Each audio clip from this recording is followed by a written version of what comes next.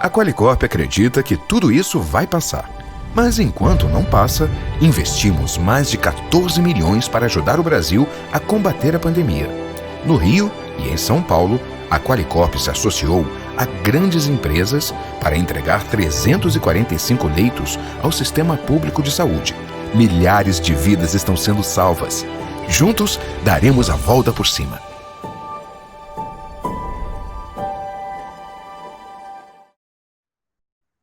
Boa tarde a todos e todas. Queria saudar aqui o Conselho Federal na figura do presidente Felipe Santa Cruz, nosso batonier, pela realização desse grandioso evento, mais de 100 mil inscritos. Essa é uma das possibilidades trazidas aí para essa realidade virtual. Saudar também aqui os palestrantes, os painelistas, o ministro Gurgel de Faria, ministro do Superior Tribunal de Justiça, a professora Betina Grumpemacher e a professora também Mary Elbe Queiroz. Sem maiores delongas, vou passar a palavra para o ministro Gurgel de Faria para tratar de um tema que é a segurança jurídica nesse período pós-pandemia. Ministro Gurgel de Faria, ministro do Superior Tribunal de Justiça desde 2014, mestre e doutor em Direito pela Universidade Federal de Pernambuco, professor da Universidade Federal do Rio Grande do Norte, jurista de escola, enfim, que certamente nos abrilhantará com uma grande palestra. Com a palavra, ministro. Muito obrigado, doutor Fábio. Quero, em seu nome, parabenizar a OAB pela realização deste evento. Não posso deixar de saudar o doutor Felipe Santa Cruz e também o doutor Rony Duarte, como diretor da Escola Superior de Advocacia, a ESA Nacional, pela realização de um evento que, pelos números, já demonstram, esses números já demonstram o sucesso que está sendo alcançado. Mais de 100 mil pessoas nos assistindo. Então, ao cumprimentá-lo, eu cumprimento a OAB e a ESA e estendo, por óbvio, os meus cumprimentos para as ilustres palestrantes que estão também aqui conosco, a professora Betina e a professora Mary Elbe, ambas advogadas e professoras reconhecidas em todo o Brasil como grandes tributaristas e que certamente darão uma grande contribuição acerca desse tema que nós iremos abordar. Bem, o tema objeto desse painel é exatamente a segurança jurídica e a tributação em tempos de pandemia. Então, nós vamos, no caso, procurar nos ater a esse tópico, falando, por óbvio, da segurança jurídica como um todo, mas voltado ao período em que estamos vivendo, nesse período tão difícil que nós, no Brasil e no mundo, estamos a vivenciar, prejudicando, no caso, as pessoas, as empresas, os governos, esse problema da pandemia, mas que todos estão querendo, no caso, passar por esse período, porque o mais importante é a saúde. Mas, bem, como é que eu pretendo, no caso, abordar o meu tema no tempo que me foi destinado, que são 15 minutos para cada palestrante? Eu pretendo fazer uma rápida abordagem a respeito da segurança jurídica tributária e depois, então, verificar o que cada ente, cada poder, na realidade, vem fazendo no que diz respeito a esse tema da segurança jurídica. Porque, tratando já inicialmente da segurança jurídica, eu quero dizer que a segurança jurídica não é missão de um poder apenas. Muitas vezes, quando a gente pensa na segurança jurídica, a gente imagina que quem vai dar essa segurança jurídica é o judiciário. É missão do judiciário, mas é também missão do executivo e do legislativo. A gente não pode esquecer, especialmente no âmbito da tributação, que a segurança jurídico-tributária é missão dos três poderes. A começar pelo executivo, na hora em que está propondo as leis, que tem iniciativa, no caso de propor lei no âmbito tributário, que essas leis sejam leis simples, sejam leis de fácil compreensão pelos contribuintes. Não vamos entrar no mérito se está sendo alcançado ou não, que infelizmente a gente sabe que está longe disso, mas é missão do executivo, na realidade, trazer uma lei em que você propor uma lei em que você vai ter ali cognoscibilidade, que você vai ter o conhecimento fácil, que essa lei seja clara, em resumo, que ela venha a ser clara. E também é missão do executivo na hora em que ele está regulamentando essas leis. Porque todos nós sabemos, especialmente no âmbito tributário, que muitas vezes há as instruções normativas, há as resoluções, há os pareceres que vêm a complementar o que está ali no âmbito, há as portarias também, no caso, seja da Procuradoria-Geral da Fazenda Nacional, seja da Receita Federal. Então, há os atos normativos que vêm do Executivo que são importantes para você ter segurança jurídica. segurança jurídica também que tem que vir do legislativo na hora que está aprovando as leis. Sejam leis de iniciativa do executivo, sejam leis de iniciativa do próprio legislativo, propostas pelos congressistas. Então, é importante também que essa, digamos assim, essa elaboração das leis seja feita de uma maneira que venha trazer segurança jurídica. E, por último, na hora da interpretação dessas leis, ou seja, na hora em que o judiciário está analisando, não é, qual foi aquele fato jurídico tributável, qual foi o objetivo daquela norma, se, na realidade, aquele determinado contribuinte está ou não sujeito àquela incidência, se aquela incidência é completa, se aquela incidência tem deduções.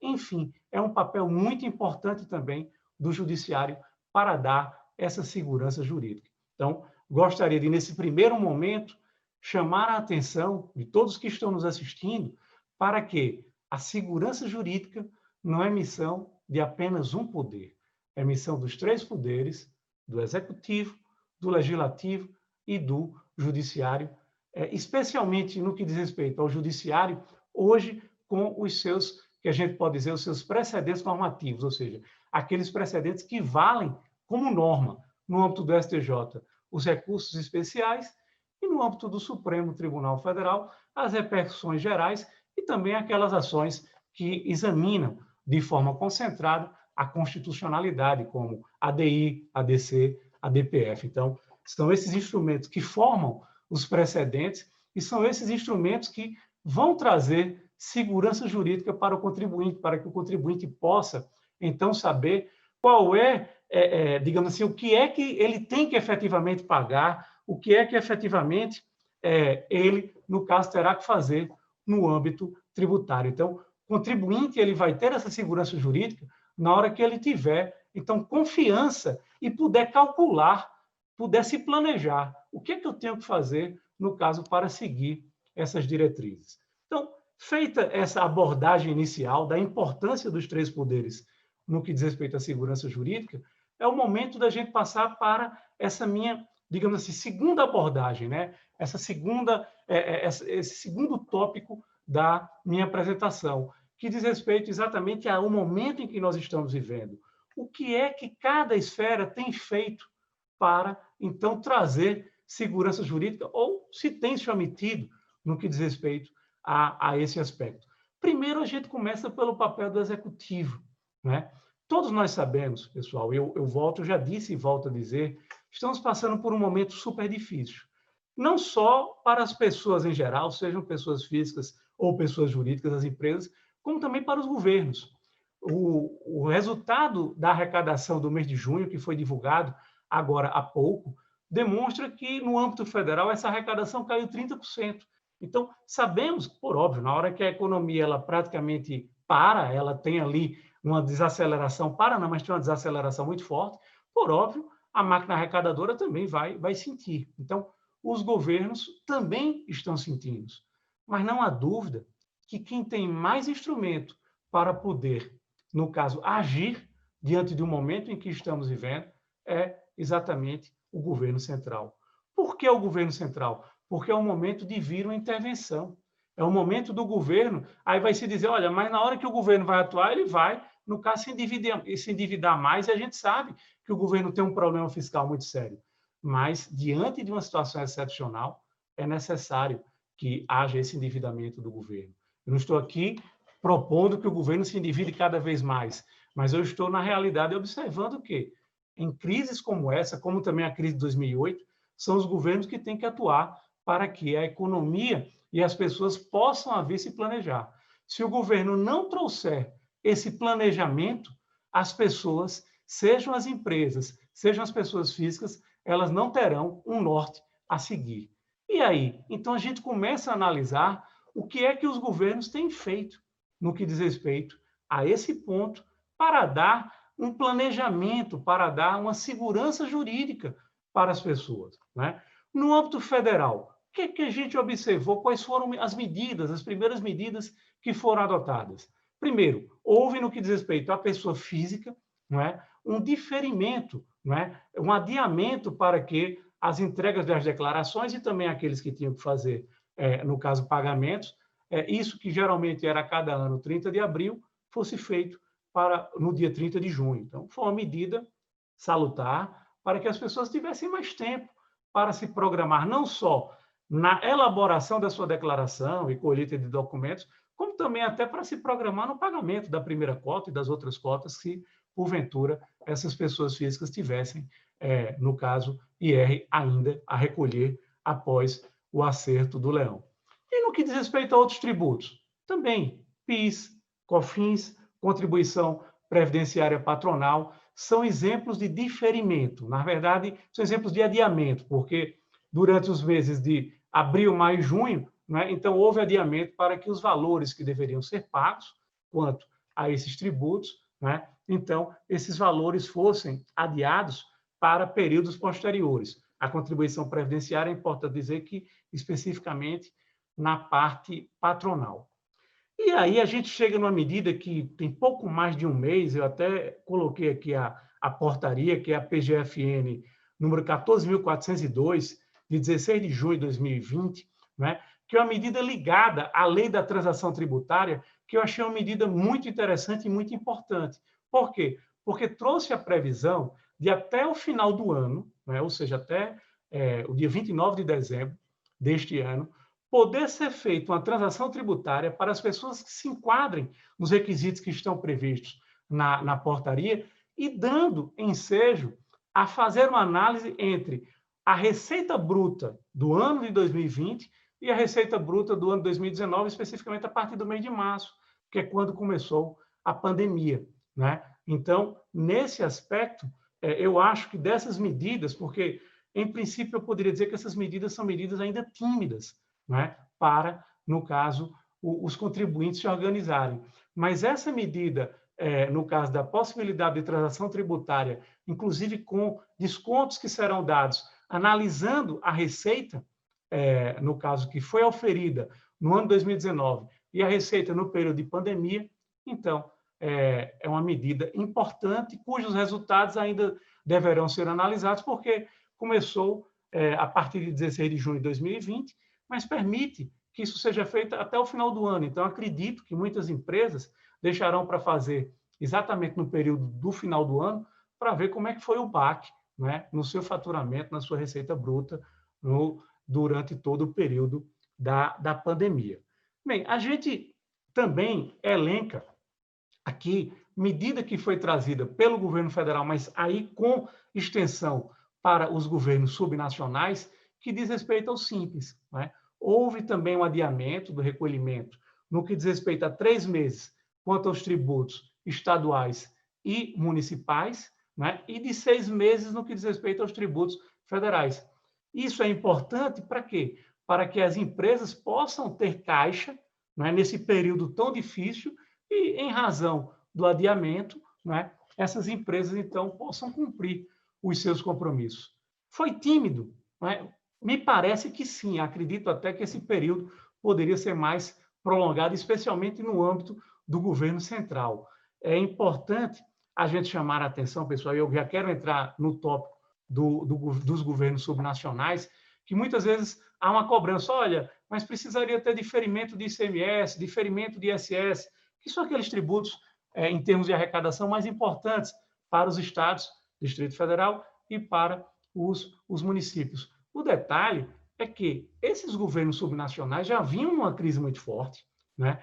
E esses governos subnacionais, eles não podem, em princípio, se endividar mais. Há uma série de amarras para, no caso, para que eles venham a contrair empréstimos ou, no caso, ter outras dívidas. Então, é papel, numa crise dessa, do governo central, dar digamos assim, os elementos necessários para, então, haver uma segurança jurídica quanto ao diferimento de determinados tributos. Então, no âmbito dos governos subnacionais, a gente não viu, de uma maneira geral, na pesquisa que eu fiz, lógico que você pode encontrar, a gente tem mais de 5.500 municípios, né? E são 27, no caso, 26 estados e o Distrito Federal, então pode ser que um ou outro tenha dado aí alguma condição melhor, mas, de uma maneira geral, os governos subnacionais, até mesmo porque eles estão no front do que era mais necessário para enfrentar a pandemia, como saúde pública, segurança, continuidade do serviço de limpeza pública, né, de coleta de lixo.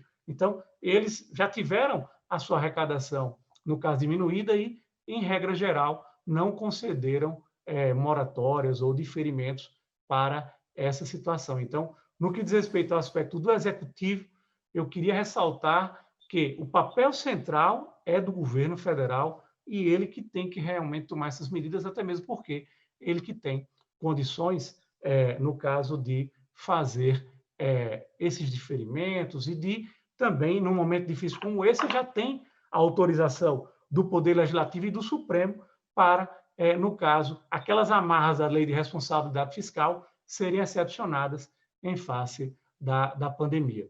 A gente entra para o segundo tópico, que é do Poder Legislativo.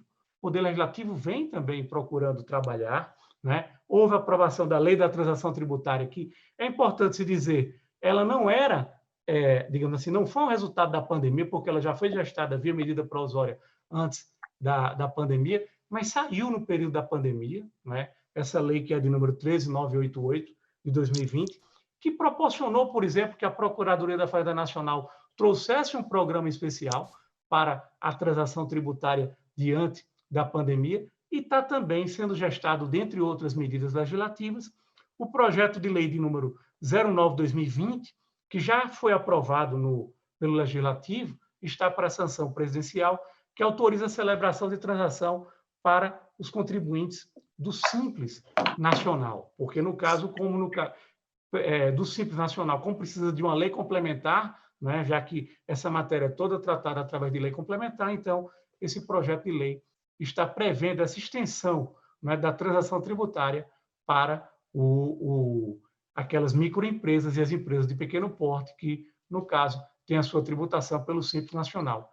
E o papel do judiciário, né? Nesse meu tempinho final aí que eu tenho... Ministro, eu Pois acabei não, de ser doutor alertado Fábio. aqui, acabei de ser alertado que acabou o prazo, mas Pois não, mas eu vou só... É uma situação nova para mim, é a primeira vez que eu corto um ministro. Normalmente é o Nada, ministro que que é isso, corta o doutor advogado. Fábio. Eu estava marcando o tempo aqui, eu vou fazer a conclusão. É uma situação absolutamente nova para mim. Mas a gente faz tanto quando os senhores estão na tribuna que está mais do que justificado.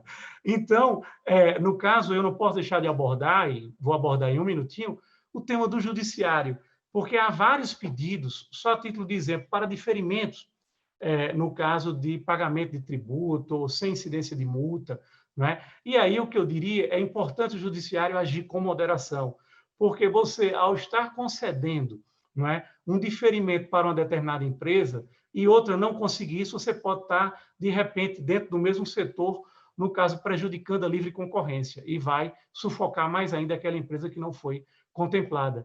E, em princípio, esse elemento aí não ficaria a critério do judiciário. Tem uma decisão do ministro Toffoli, que foi na suspensão de segurança 5363, que envolvia tributos, especificamente em São Paulo, onde ele aborda muito bem isso. Sei que os critérios de uma suspensão de segurança não são critérios eminentemente jurídicos, tem aqueles critérios políticos de ordem econômica, ordem social, a ordem como um todo, mas, enfim, o que eu diria, para seguir o meu tempo, para observar aí o meu tempo, é que, quanto ao judiciário, é importante, no que diz respeito às medidas específicas da pandemia, para esse momento, que envolve muitas vezes liminares, agir com moderação.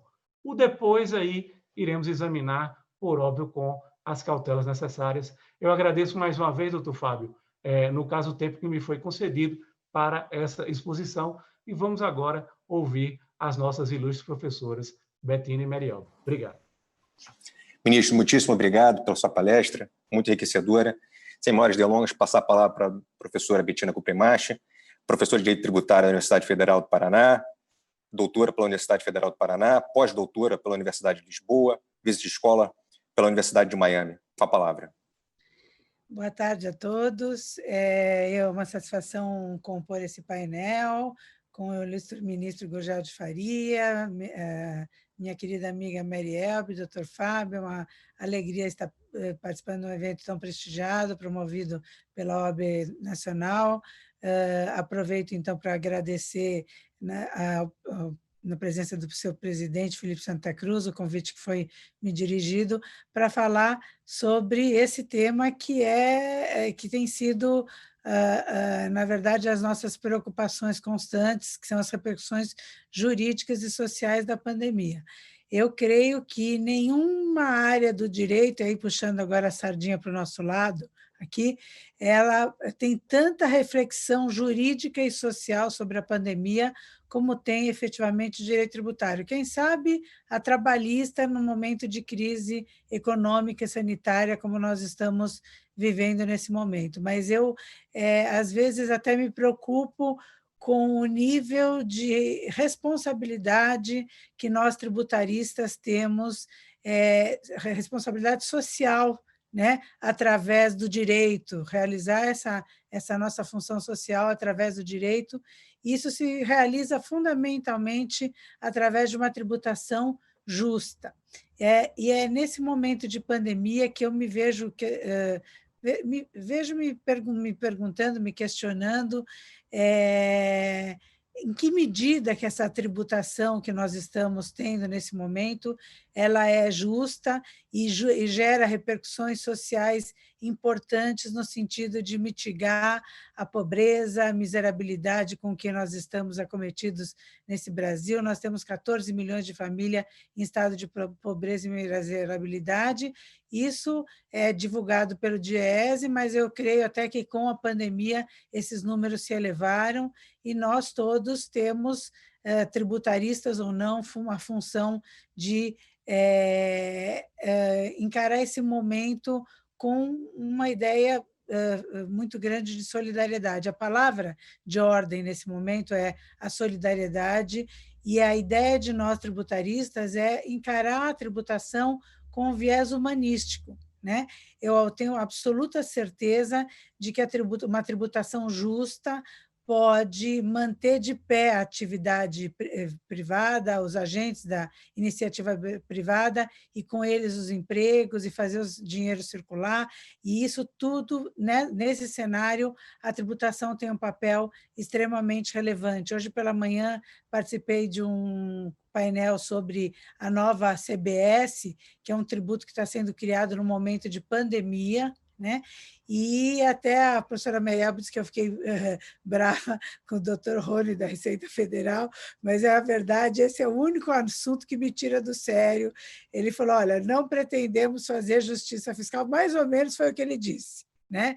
Com tributos, mas sim através de programa de transferência de renda, que é o que já está demonstrado no mundo inteiro que funciona, porque os tributos, essencialmente, ele não falou com essas palavras, é o que ele quis dizer, e por isso me tirou do sério. Eu falei, olha, são as duas coisas, são programas de transferência de renda que o governo tem feito nessa pandemia, apesar de todas as derrapadas de pagar para quem não deve, não pagar para quem deve, enfim, aquela coisa toda, mas tem feito o seu papel, né?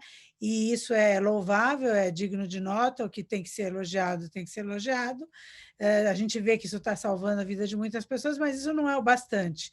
Se nós estamos criando um tributo novo, nós temos que pensar de que maneira esse tributo pode mitigar essas diferenças sociais, realizar a redistribuição de riqueza, ou ao menos não onerar sobremaneira o produto final, que é bens e serviços, que é o que vai acontecer com essa CBS, e quem paga pelos bens e serviços exatamente somos todos nós, inclusive a população carente. Então, de que maneira a gente poderia encarar esse momento, ou a tributação nesse momento, com esse viés solidário e humanístico? O ministro já antecipou aqui algumas medidas que o governo federal adotou, como a moratória em relação a alguns tributos, mas isso efetivamente não é o suficiente, porque em algum momento esses tributos deverão ser pagos. Será que as empresas vão ter fôlego para isso? Quantas empresas tradicionais, desde 1800 e tanto, a gente tem visto na mídia a divulgação de empresas que estão fechando as portas, porque realmente uma hora esses tributos vão ter que ser pagos, né? Eu admito que as escolhas feitas pelas autoridades fiscais e também pelos agentes da iniciativa privada não são fáceis. A arrecadação eficiente nesse momento, é fundamental para fazer frente a essas situações todas que eu falei, aos custos, sobretudo aos custos decorrentes da pandemia. Os custos do Estado aumentaram e a arrecadação reduziu, né? Mas não se pode deixar de lado o propósito de se estabelecer um sistema tributário que seja um sistema justo, né? Um sistema que traga justiça social. No entanto, o que é justo, né, em um momento em que vigora um estado de calamidade pública como esse que nós vivemos?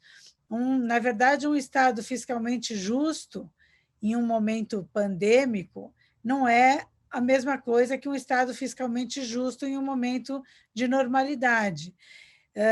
Até porque, para que um Estado seja fiscalmente justo, ele tem que ser eficiente. E quando a gente fala em eficiência de tributação, nós estamos falando na tributação ótima. Será que essa tributação ótima ela pode se considerar ocorrida com essas providências adotadas pelo Estado? Será que é possível aferir a eficiência do sistema num estado de crise, né? Valendo-se dos mesmos pressupostos de que nos valemos em um momento de normalidade? Eu tenho as minhas dúvidas. As respostas, de fato, como eu disse de início, não são simples e nem fáceis, mas eu, de fato, estou certa de que a justiça e a eficiência fiscal não têm o mesmo significado e abrangência hoje que tinham há 4, 5 meses atrás. Em face disso, dessa premissa, me surge uma terceira indagação: a neutralidade fiscal como forma de garantir o equilíbrio econômico e a não afetação dos preços pelas decisões tomadas nas esferas pública e privada é factível em momentos de crise como esse pelo qual nós passamos? Enfim, essas são perguntas que ficam sem uma resposta imediata, mas que me causam uma preocupação bastante grande. Por quê? Porque me parece que eficiência agora é reduzir os problemas trazidos pela crise econômica e pela crise sanitária, né? Essas circunstâncias devem certamente acontecer a partir de uma mudança provisória de valores.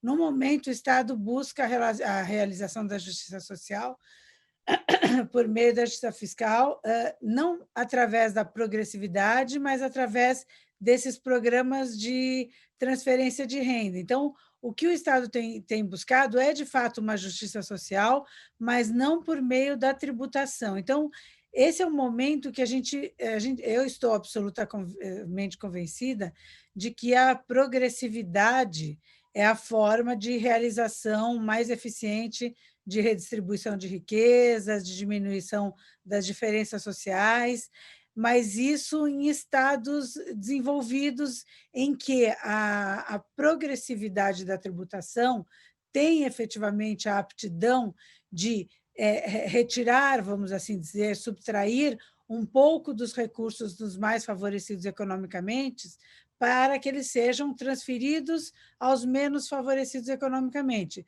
Só que nesse caminho, né, da progressividade, de tirar dos que têm mais para passar para os que têm menos, nós temos o orçamento aí, nós temos o ingresso desses recursos nos cofres públicos e a possibilidade deles não chegarem nas mãos daqueles que precisam. Eu confesso que há alguns anos atrás, até sendo um pouco papagaio do meu marido, que já mudou de opinião também, né? Mas ele falava, esses programas de transferência de renda estão errados, não se pode dar o peixe, tem que ensinar a pescar. E depois de muito estudar essa questão da justiça fiscal através da justiça social, eu cheguei à conclusão de que não tem como, tem que dar o peixe e ensinar a pescar, porque senão até ensinar a pescar, a nossa população já morreu de fome. E a tributação é muito eficiente para essa finalidade, sobretudo através da progressividade. Agora, Klaus Tiepp, que é um autor alemão, diz que o sistema não precisa ser necessariamente progressivo para que ele seja um sistema tributário eficiente, mas ele precisa ser progressivo para que ele seja justo. diante dessas propostas de reforma tributária que nós estamos vivendo, sobretudo dessa que tem se apresentado como uma novidade aí nos últimos dias, eu fico em dúvida se a progressividade realmente é o caso para realizar um sistema tributário justo na nossa situação. Por que eu me pergunto isso? Porque nós temos, sabidamente, um sistema muito complexo e muito oneroso. E essa onerosidade, essa complexidade, dão uma sensação de injustiça fiscal. Aristóteles dizia que nós temos, em termos de justiça, uma justiça geral e uma justiça individual. A justiça geral construída com base na moral média da sociedade. E a justiça individual, aquela que nós temos, aquele feeling, aquela sensação de que alguma coisa é justa ou não. Né? Então, a gente não sente a nossa tributação justa, porque ela é regressiva. Por quê? Porque paga mais quem tem menos, porque nós temos uma tributação fortemente calcada nos tributos indiretos, que é o que eu disse, a observação que eu fiz hoje pela manhã para o Dr. Rony. Então, será que a solução que os italianos deram de um sistema tributário progressivo seria uma solução para nós? Eu já acho que o Paulo Guedes podia, em vez de criar essa CBS, fazer o que ele prometia durante a campanha, que é criar um flat tax, uma tributação proporcional com o fim dos incentivos e benefícios fiscais, mantidos apenas aqueles necessários à dignidade da pessoa humana, como as deduções obrigatórias do imposto de renda, etc. Por quê? Porque nós temos muitas desonerações tributárias e essas desonerações nem sempre alcançam quem precisa. Normalmente alcançam setores, às vezes setores empresariais que buscam incessantemente isso no legislativo. Então, o ideal era um sistema simplificado, com menos desonerações, um sistema proporcional para que efetivamente fosse um sistema justo e eficiente e que, com isso, a gente pudesse trazer um pouquinho mais de justiça fiscal.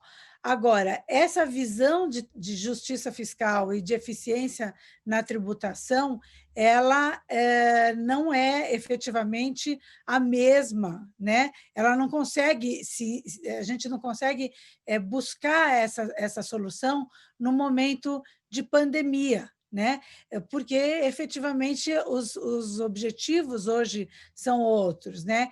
Então, a aferição da eficiência que conduz a um sistema tributário ótimo hoje envolve uma certa dose de subjetividade e sempre impõe uma comparação entre dois momentos e duas situações diferentes. Então, a gente realmente tem que buscar na tributação hoje para que os menos favorecidos economicamente sofram menos com a pandemia, uma tributação que onere menos os serviços e os bens, onere menos o consumo.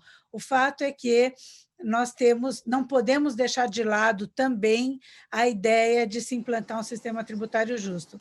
E se é através dessa CBS que nós vamos iniciar essa reforma tributária, que ela tenha foco na justiça fiscal e na não oneração dos bens e serviços, agora, inclusive, com uma alíquota de 12% aí sobre serviços, isso vai recair diretamente sobre a população brasileira, porque o prestador de serviço vai repassar isso automaticamente para os bens e serviços. Professora Betiana. Eu encerro, essas são as minhas primeiras palavras, com isso eu encerro a minha participação e agradeço muitíssimo pela oportunidade. Muitíssimo obrigado, pontualidade absoluta. Passar agora aqui para a professora Mary Elbe, pós-doutora pela Universidade de Lisboa, doutora pela Universidade PUC de São Paulo, mestre em Direito Público pela Universidade Federal de Pernambuco, pós-graduada em Direito Tributário pela Universidade de Salamanca, enfim, os predicados não lhe faltam, jurista absolutamente reconhecida, e, enfim, é sempre um prazer ouvi-la. Com a palavra.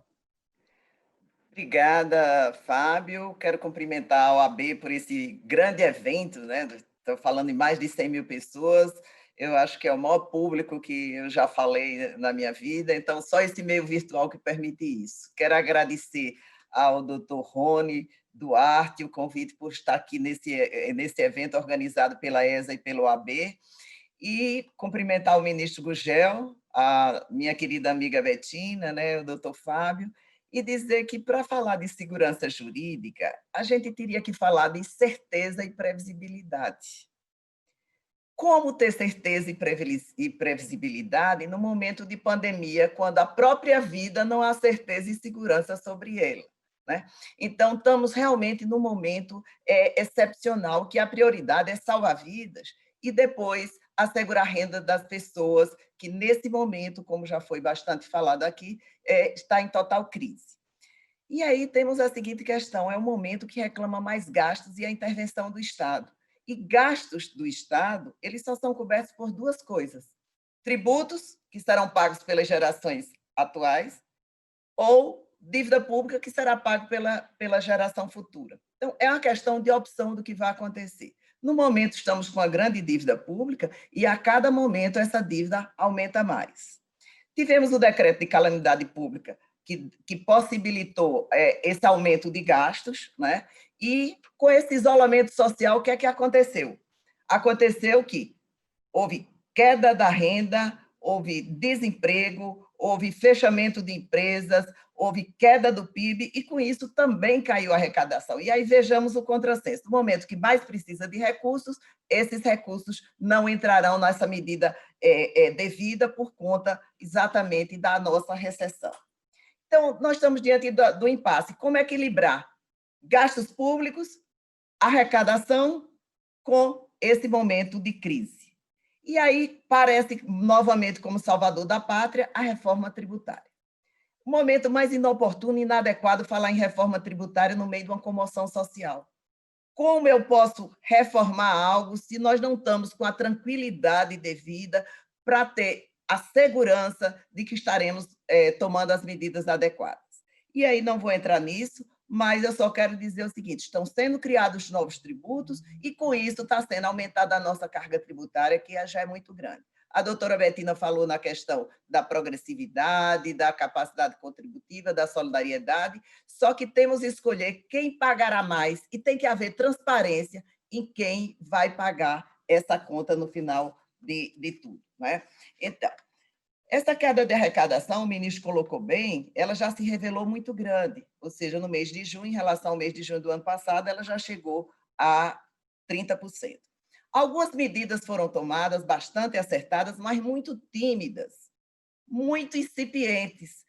Apenas diferimento de tributo, prorrogação de prazo de obrigações acessórias, prorrogação de FGTS. Esses tributos vão ser pagos agora, no segundo semestre, quando a atividade ainda não voltou, quando a empresa ainda não tem suficiente receita para pagar os tributos atuais e pagar os tributos passados. Então, precisa, sim, ter mais medidas de política fiscal. A OCDE, inclusive, ela fez um estudo e colocou para todos os países sugestões de medidas de políticas fiscais mais amplas, que houvesse a recuperação do consumo, que houvesse um investimento maior na liquidez das empresas. Agora não é o momento de pensar em arrecadar.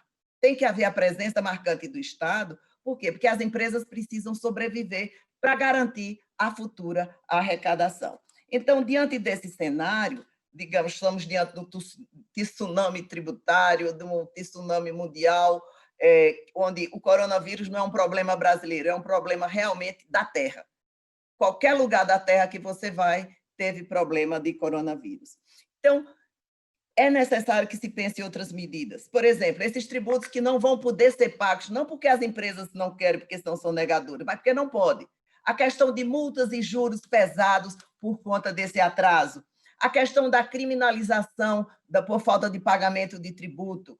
A devolução de créditos. Eu vejo na prática muitas empresas que têm créditos contra o governo e estão sendo cobradas dos débitos que não têm a mesma agilidade. E aí ele diz, olha, eu quero meu crédito, e e o governo continua cobrando. O ministro colocou a transação, que para mim é uma medida muito, muito salutar, embora as exigências que estejam sendo feitas para dar Covid, elas sejam muito grandes. Mas essa transação vai permanecer aí durante longo tempo. Uma outra coisa que tem que se fazer é acelerar processos de restituição.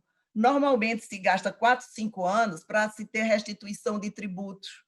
Por quê? Nesse momento agora tem que se acelerar liquidez das empresas, como eu já falei, e que entre recursos no mercado para essa economia girar, para gerar empregos e aí sim haver a retomada da arrecadação. Então, medidas agora que impliquem, como a CBS, em aumento brutal de carga tributária para o setor de prestação de serviços, que é quem gera mais mão de obra, realmente é totalmente inoportuno e aí corre-se o risco de ter uma injustiça nessa tributação. Temos que ter parcelamentos mais flexíveis. Por quê? Porque os parcelamentos que nós temos 60 meses, as empresas não vão conseguir pagar, como eu já falei, os tributos da agora e os tributos os da agora e os passados que ela está deixando de pagar. Então, com certeza, esse contencioso grande de 72 trilhões de crédito tributário que está para ser arrecadado em 32 milhões de processos, eles não significam que são de sonegadores. Isso vai crescer muito mais, porque as empresas agora não é que não querem, elas não podem pagar. E aí, vendo do lado da segurança jurídica, o que é que a gente tem visto nos últimos tempos? Total insegurança jurídica na forma de interpretar as leis. Isso não é só nesse momento de pandemia, mas é em todo momento. E aí é necessário que isso seja dado uma segurança para o contribuinte, haja uma confiança e um respeito à confiança e boa-fé do contribuinte, para que ele não seja visto como sonegador. A relação fisco-contribuinte, ela só vai estar pacificada quando se entender o sentido da colaboração. O contribuinte tem que pagar e o Estado tem que arrecadar na medida adequada. Então, hoje nós temos grande insegurança, e aí eu coloco, o ministro Gurgel falou muito bem na questão do judiciário, não poder dar a prorrogação de prazo de pagamento, mas data máxima venha, ministro. Eu acho que, nesse momento de pandemia, a grande contribuição que o judiciário poderia dar era atender aquelas empresas que comprovadamente não têm recursos e pode hoje ser criminalizada na falta de recolhimento, por exemplo, do ICMS e de tributos retidos na fonte. Então, eu acho que tem que se repensar, e aí foi excelente o que o ministro falou, dos 3 poderes se unirem para dar essa segurança jurídica. E eu entendo, sim, que o judiciário ele tem um papel importantíssimo. Veja, nós temos casos, por exemplo, como o planejamento tributário, que está no judiciário há 20 anos para ser julgado, entrou em pauta, começou o julgamento 5-0, saiu de pauta. Espero que a gente não passe mais 20 anos. Então, isso gera insegurança jurídica na atração dos investimentos, isso afasta negócios, e aí, aquele que já, diante de uma pandemia, já tem poucos recursos, como ele vai querer investir mais? E nós precisamos retomar a atividade econômica. Então, nós precisamos ter mais segurança jurídica, tanto na interpretação da lei, na aplicação da legislação, com relação à questão de cobrança de tributos, e também é imprescindível que haja segurança jurídica para evitar grande contencioso. E aí eu vejo a CBS, a doutora Betina estava falando hoje de manhã e eu estava assistindo, pelo menos 2 grandes inconstitucionalidades eu já vejo nesse projeto, nesse PL. Né? Então, como é que se vai começar um novo tributo e esse novo tributo já está contido vícios que levarão a questionamento do judiciário, ou seja, o judiciário que já está congestionado será congestionado cada vez mais. Então, precisam ser editados atos normativos da Receita Federal, das secretarias de Fazenda, dando a segurança da interpretação do fisco, porque hoje nós temos a seguinte situação, o fisco aplica determinada norma de um jeito, e depois ele mesmo muda, e aí, quando muda, ele retroage e volta para cobrar esses tributos. Então, é preciso que seja dada essa segurança jurídica, porque hoje nós temos uma seguinte situação, o contribuinte lê a lei, o contribuinte interpreta, aplica paga o tributo ou não paga com base na interpretação que ele deu. 4 anos depois, 3, 4 anos, chega o fisco e diz: você interpretou errado. E aí coloca multa de 150% e faz a acusação de crime. Então, isso gera insegurança.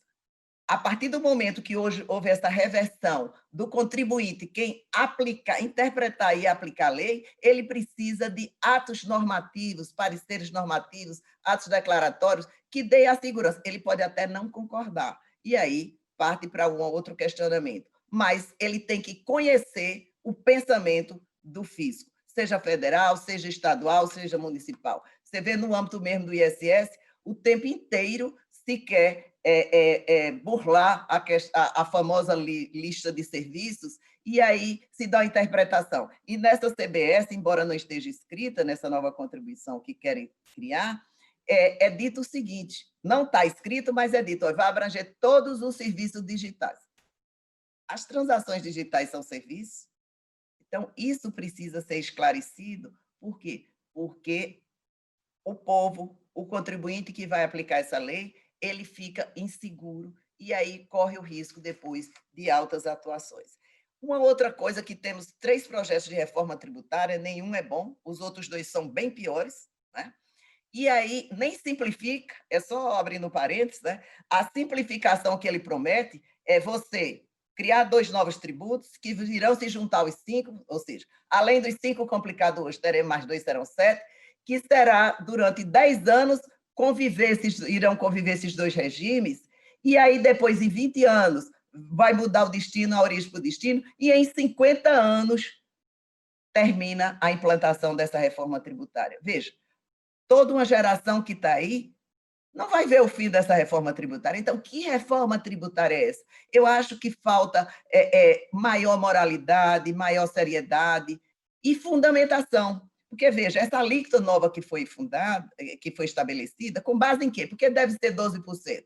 Não existem estudos fundamentados que digam qual setor que paga mais, qual setor que paga menos. Então, parece que fica assim uma coisa de chutômetro, ou seja, na sorte. Joga para cima, o que cair é cara ou coroa. Então, nós precisamos, sim, de instrumentos que garantam a segurança, que limitem os poderes do fisco e dos contribuintes, ou seja, um estatuto que venha fixar direitos e limites para o fisco, direitos e limites para o contribuinte, para que haja pacificação dessa relação e termine com esse foco que nós temos de segurança jurídica. Então, nós precisamos trabalhar, e aí nós juristas e todos que estão nos ouvindo, somos formadores de opiniões, nós lidamos com a área jurídica, nós não podemos nos omitir, temos que participar desse movimento, temos que jogar ideias, temos que levar debates para que possamos contribuir, para que tenhamos, sim, essa segurança jurídica. E aí, eu acho que, no momento, nós temos 2 poderes que têm, sim, um dever de prestar segurança jurídica maior. É o Executivo, por meio da edição de atos, haver a necessária ponderação, e o Judiciário.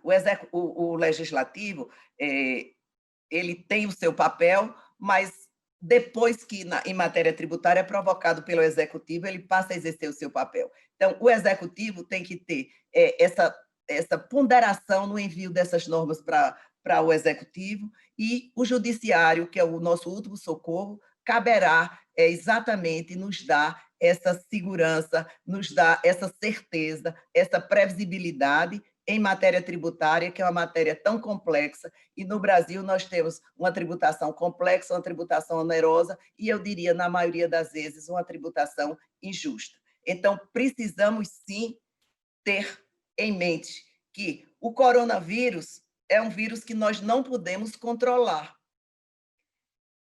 Os países estão tentando vacina, etc. Eu espero que o mais rápido possível essa vacina seja descoberta, mas isso a gente não controla. Mas a segurança jurídica nós podemos controlar. Podemos controlar através de leis claras, transparentes, que deem exatamente a medida da cobrança de tributos, a medida necessária para a arrecadação. Precisamos, antes de ver isso, a questão da reforma tributária, ver a reforma administrativa do Estado, ou seja, o Estado gastador, o Estado que presta serviços de baixa qualidade, precisa ser revisto o tamanho do Estado, senão nunca teremos uma revisão dessa carga tributária que é alta e ela continuará cada vez mais crescendo. Então, não controlamos o vírus, mas podemos controlar a tributação e podemos cada vez mais imprimir segurança jurídica nas nossas relações. Obrigada. Muito obrigado, professora Marielbe. Assistimos aqui 3 grandes palestras, 3 painéis espetaculares. Ainda nós temos um tempo, eu conversando aqui com a organização do evento, nós vamos dar 3 minutos para cada panelista para que possa fazer suas considerações finais. E a mim coube uma tarefa absolutamente inglória. Eu tive que cortar o ministro do STJ, que estava falando, cortei a professora Betina, que é uma das referências que tem em matéria tributária, bem como a professora Marielbe. Então, eu vou ser muito sincero, é muito melhor ser panelista, ser palestrante, do que ser moderador, porque a tarefa é absolutamente difícil. Então, passar a palavra aqui para o ministro Gurgel de Faria. Doutor Fábio, queria mais uma vez agradecer a oportunidade de estar participando desse Congresso Digital, não só sob a sua presidência, mas também com professoras tão ilustres e que eu prezo muito, tanto a professora Betina como a professora Marielbe, e gostaria de, a título de, digamos assim, consideração final, registrar que a participação desses 3 poderes, como eu disse no início, ela é imprescindível para que a gente venha a ter segurança jurídica, especificamente nesse momento, né? Eu queria registrar também, assim como eu tive, principalmente a professora Marielbe comentou, mas a professora Betina também, a gente elencou aqui algumas medidas que foram trazidas pelo governo central, pelo governo federal, mas que são medidas efetivamente tímidas diante digamos assim, do colapso que as empresas estão enfrentando, as pessoas como um todo, mas as empresas especialmente, porque a parte tributária aí é imprescindível para que a empresa continue, no caso, se planejando e se organizando, né? E no tocante ao judiciário, que era a minha parte ali que, ao final, eu tive que cortar um pouco, é que, lógico, nós temos aí o princípio da inafastabilidade do controle jurisdicional, mas o que eu quis destacar é que, quanto a liminar, há de se ter moderação para, principalmente, você não trazer, no caso ali, um desequilíbrio no âmbito daquele setor, daquela concorrência, mas que, por óbvio, havendo ali a demonstração dos requisitos necessários para a concessão daquela liminar, então, o magistrado que estiver a examinar, diante do momento de pandemia, ele deve, no caso, sim, autorizar. Eram as minhas considerações finais e sobre a reforma tributária, que foram também abordadas pelas minhas 2 colegas, assim, espero que em outro momento a gente tenha oportunidade de também se pronunciar. Muito obrigado. Ministro, muitíssimo obrigado por ter aceitado o convite, obrigado por ter compartilhado conosco muito do seu conhecimento. Professora Betina, 3 minutos.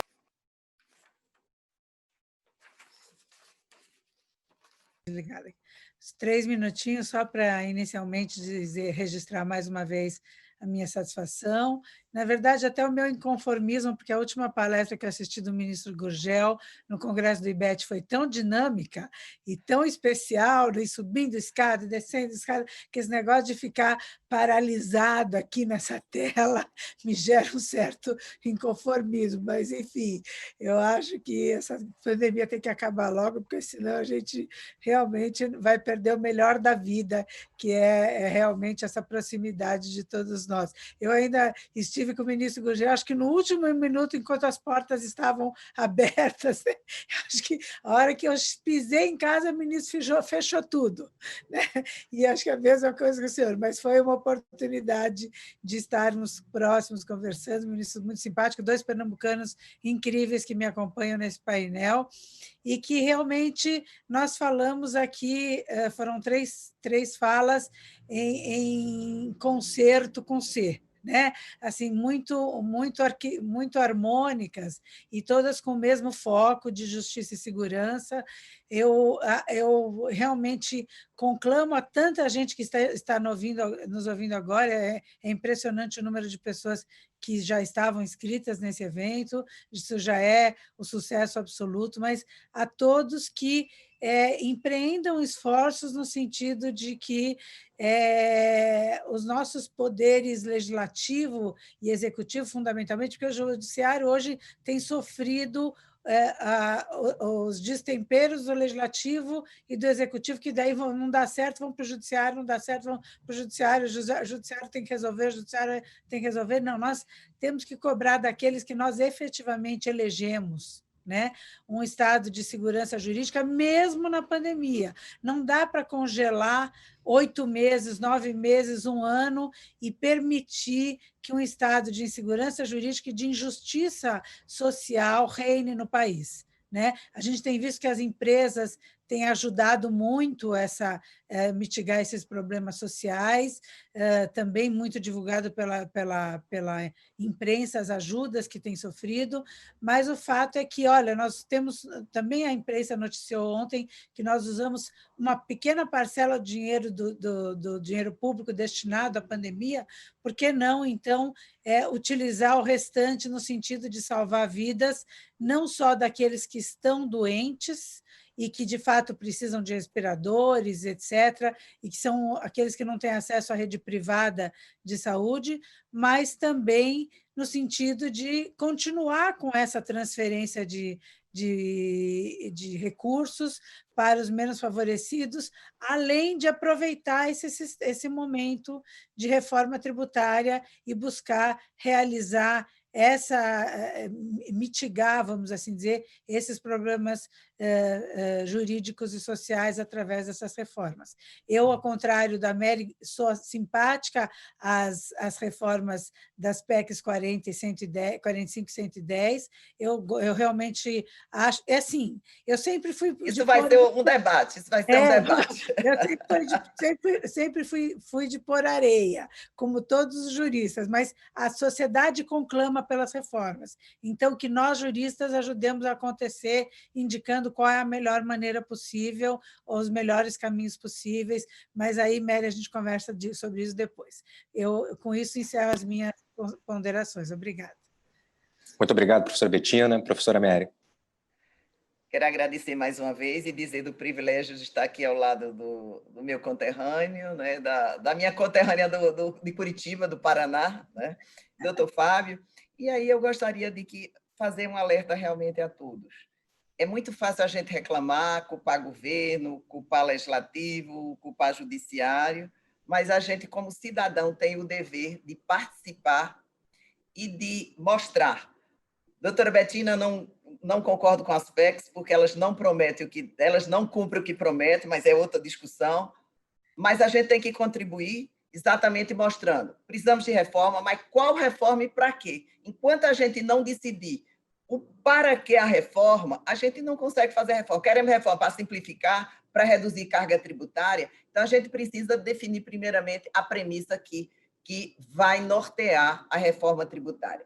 Quero agradecer, parabenizar e dizer que todos que estão assistindo, não só nós painelistas, somos responsáveis pelo destino do país e porque haja segurança jurídica, provocando tanto o legislativo quanto o executivo e também, data máxima venha ministro, o judiciário. Obrigada a todos. Bem, mais uma vez, queria agradecer em nome do Conselho Federal, em nome também do diretor da ESA, da ENA, no caso, da Escola Nacional da Advocacia, querido amigo Rony, a presença, a participação de todos os painelistas, o ministro Gurgel de Faria, a professora Betina, a professora Mary Elbe, a todas as pessoas que estão nos assistindo, e informar que, ao término desse painel, vai começar imediatamente o novo painel. Um grande abraço a todos, um prazer enorme. Prazer, até lá.